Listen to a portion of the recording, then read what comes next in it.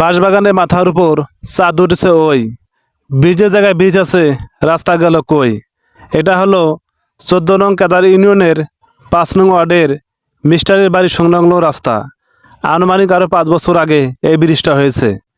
বন্যা কবলিত হওয়ার কারণে প্রতি বছরই এই রাস্তাগুলো ভেঙে যায়, আর ভালোভাবে সংস্কারও হয় না। স্থানীয় পর্যায়ে, উচ্চ পর্যায়ে কোনো লোক এদিকে খেয়াল রাখে না, তাই এই রাস্তাগুলো এই অবস্থা রয়ে যায়। কথায় আছে না, হতবাকা যেদিকে যায় নদী নালা সব শুকিয়ে যায়। এই বন্যা কবলিত এলাকাগুলোতে প্রতি বছরই সংস্কার করতে হয়।